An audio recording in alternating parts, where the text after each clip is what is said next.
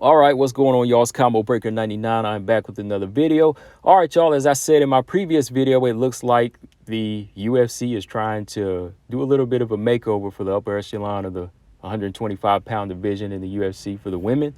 And like I said, Amanda Ibas seems like a fighter that they're pushing to the top to kind of bring something new, bring a new look to the top 5, top 10 for Valentina Shevchenko.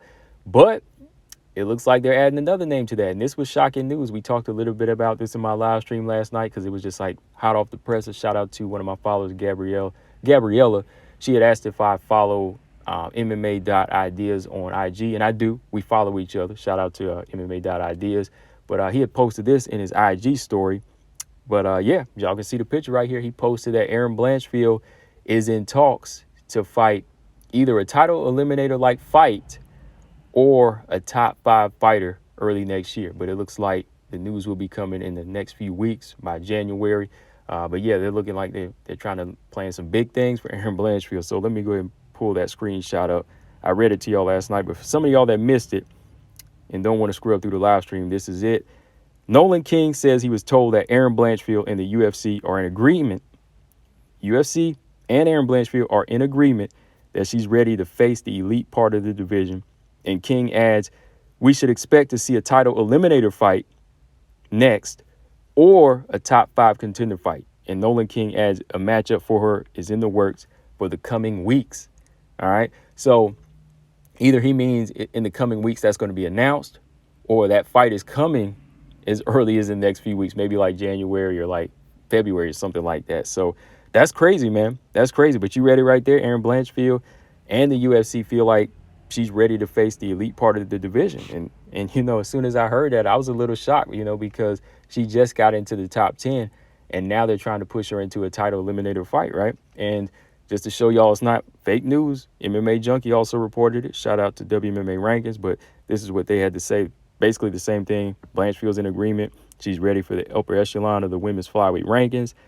We'll see Blanchfield get a top 5 contender next, or even find herself in a title eliminator-like situation with a matchup already in the works for the coming weeks. All right? So, yeah, man, when I heard that, as somebody that's high on Erin Blanchfield, I was like, whoa, they're not wasting time. But at the same time, I'm kind of like, yo, y'all got to kind of pump the brakes on here a little bit, because Erin Blanchfield, she's looking good right now, but pushing her into a title eliminator fight already, I'm like, wow, they really are desperate for new looks for Valentina right now. I mean, she still has some options out there, but a title eliminator already, that's crazy. Because as y'all know, Erin Blanchfield, she is 4-0.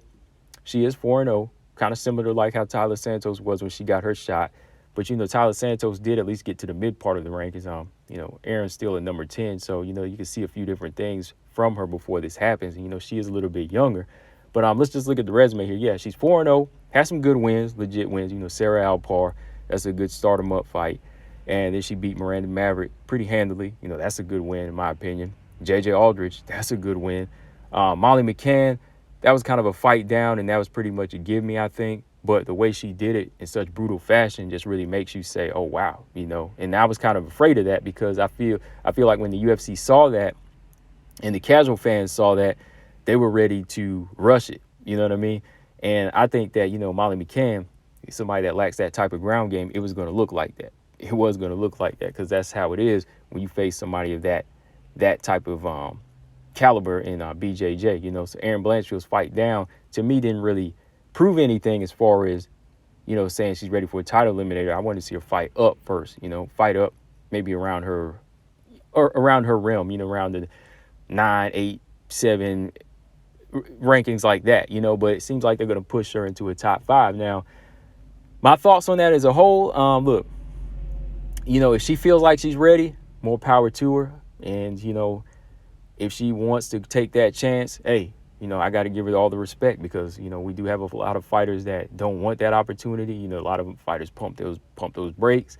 And it just shows you, like, what she's made of as a fighter. That cold-blooded nickname is there for a reason. They call her that for a reason because she is that type of fighter that's confident and just is about her business. She improves with each fight and she commits in her fights, unlike some of these other fighters that just kind of hang around and don't seem that confident. And, they just go through the motions, or they say, oh, I'm not ready, or Valentina is too perfect. We got to take our time. We need more experience. There's a lot of that being said. But when it comes to Erin Blanchfield, she's already kind of feeling herself. Sometimes that can be dangerous, but sometimes it can be a plus here, because in her case, I think it just pushes her to be a better fighter. We see Erin Blanchfield every fight get better and better and show some good skill sets. Now, when she fought JJ Aldridge, I know she had her moments, but she still came out the winner with a finish, right? And that's how it's supposed to look. So when I look at somebody, Erin Blanchfield, versus these fighters like Andrea Lee, who, to me, in my opinion, should have been had a title shot, because now I'm not saying just off of her resume now. I'm just saying, like, the fighters she's fought, she should have dominated those type of fighters because of the skill sets that she's possessed. She's more of a well-rounded fighter than Erin is, and she should have already taken it to the top, right? But they've kind of came up short, and they kind of talked themselves out of the title shot. So, they kind of fall down the rankings. Alexa Grasso, she's at number 5 right now, but she doesn't really show any interest. So it's kind of like it leaves the UFC in a little bit of a rut here. They're like, oh man, we just kind of going through the motions. We got to get some fighters. Hey, there's Ebos. Ebos got the balls. She really wants it. Then we got Erin Blanchfield. Oh, she talking mad junk. She's also winning. Let's get her set up. So it's kind of one of those situations where they feel like they need to get some fighters into the mix. And with Erin Blanchfield, I think it's a little premature, but if this is what she wants, I think it's going to make her have to work harder, and you'll see a better version of her in this next fight. Now, who she's going to fight, that's the question here. That's the question everybody wants to know, because if it's a possible title eliminator or even a top 5 contender, I mean, we got to look at who's in the top of the rankings, right? So let me go ahead and pull that up here real quick. Let's go ahead and pull this up, because this is wild, y'all. This is wild, man. We're going to see Erin Blanchfield catching up to Tyler Manone pretty soon here. So, all right, if they say a top 5 fighter, okay? And I said last night who I think is going to be. So let me just read through the top 5. Y'all know who it is, because number 5 is just Alexa Grasso. It's Alexa Grasso. Below her is Jessica Andrade. Number 4 is Lauren Murphy, who's going to be fighting Jessica Andrade.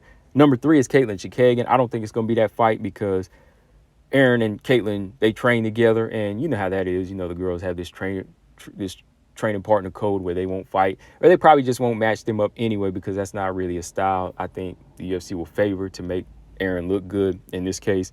And it's not really a fight I want to see, since they do train together anyway, because at this level, I don't really see them going all out at each other like that. Maybe, but I don't think they're going to make that. The only other logical answer besides Grasso would be the number 2, Tyler Santos, but that would be nuts. That would be nuts for her right now. Then, of course, you got the number 1 contender, Manon Fiorot, but I think Manon, with her being out for the surgery, we're going to see her recover and possibly be ready for Valentina, because she's already kind of semi-promoting that fight on her IG story, right? So with what we have to work with now, Erin could be fighting the title eliminator, which means it could be Tyler Santos, because like Valentina said, Tyler needs one more fight. So they might say, okay, Tyler Santos will have to fight down in the meantime. Manon's not around, wait for her surgery. She could fight Caitlin Chikagan, which I would like for Tyler.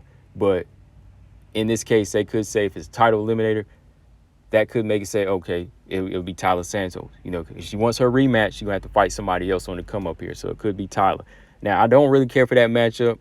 I know it sounds like a good explosive fight, but that's an 8-spot jump for Erin. But I would have to favor Tyler right now in that type of a matchup. Just looking at the power and the striking of Tyler Santos versus Erin. Now, when it comes down to the jiu-jitsu, it's going to be close. But I think that the lacking of a stand-up defense of Erin Blanchfield might make her sitting duck for the power of Tyler Santos, okay? So the next logical fight would be for the one fighter that wants another 5-round main event, that wants to get more experience, and that would be Alexa Grasso.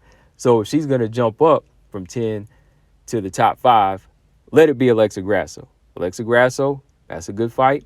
Alexa Grasso wants to rack up some more experience, and, she talked about getting another 5-round main event. This might be it. This might be it, because Grasso is not fighting Manon. She says she wants Manon now, but I don't think that'll happen. I don't think she'll want to put her title shot opportunity in the cage against Tyler Santos, right? Like I said, all the other fighters are already are already taken. So with her being pushed up, Erin Blanchfield, that is, it could be the Grasso fight.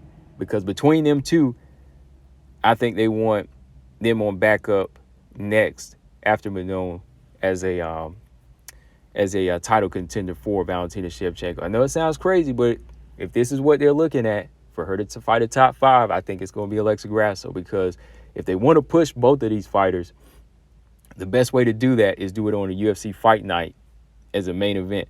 You know, Grasso just headlined against Araujo, and now the next fighter that looks like a threat, they need to make her look like a threat and build her stock up. So they're going to put her on the main event against Alexa Grasso, right?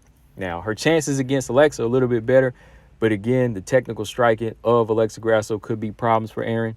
Problems for Erin Blanchfield, because we seen in the J.J. Aldridge fight, J.J. had some success on the feet till eventually Erin found the opening. But, you know, somebody like Alexa Grasso, I think much smarter on the feet, is getting better on the ground. So this is another big test for her. You know, this could be that one where it really gives her that experience. So win or lose, you know, I think it's going to be good for Erin. You know, I don't know if she can go in there and beat Tyler Santos convincingly or Alexa Grasso. I think she has chances to beat Alexa Grasso more so than Santos. But even if she came up short, it's a good look for her, you know, to add this type of experience to her resume. Not everybody can go undefeated, you know what I mean? Even like when I said with Casey O'Neill fights Jennifer Maia, that's a good fight. I think that Jennifer Maia beats her, but that's what she needs on her resume, you know, that type of fight to open her eyes and say, okay, this is what I need to work on, right? But really, to me, the fight I wanted to see was Viviane Araujo versus Erin Blanchfield, but shoot, they had Amanda Ibas leapfrog over all of them and get that fight. That was crazy, because, you know, I thought Araujo would have been a much better fight for Erin Blanchfield, just matched up size-wise and, you know, style-wise. It would have been, you know, a good matchup. But if Grasso happens, man, hey, you know, she might be taking Grasso's spot if she goes in there and makes a statement and wins, you know. So I like her chances too, Erin, but don't let it be the Santos fight. You know, we don't want to see that fight yet, y'all. So, yeah, guys, let me know in the comment section what y'all think, man. Again, like I said, the UFC, it looks like they're trying to, you know, put some new blood in the top 5 and top 10. Because right now we got the 29-year-old Ibas. If she goes in there and beats Araujo, that's young blood. If Erin Blanchfield, who's only, 23 years old, if she goes in here and beats Grasso, she's in the mix now. So you'll have all these young fighters in here. So, you know, Manon, she has to start looking at that too. Hopefully, you know, she can recover and get that opportunity, because, you know, she's one of the older ones at the top. You know, she's got the #1 spot. So go ahead and get it before these young bucks, you know, they start really thirsting for it and they try to take her situation from her, right? So, yeah, guys, let me know in the comment section what y'all think. But, hey, got an open link show coming on tonight, and I know some of y'all want to talk about this. What do y'all think of the move up of Erin Blanchfield? A little early, but she's in the top 10, and, hey, that's what it's about. You got to stay ready. Y'all agree with this? Too quick of a jump for title eliminator or top 5? Combo Breaker 99. Let me know. Subscribe. Peace.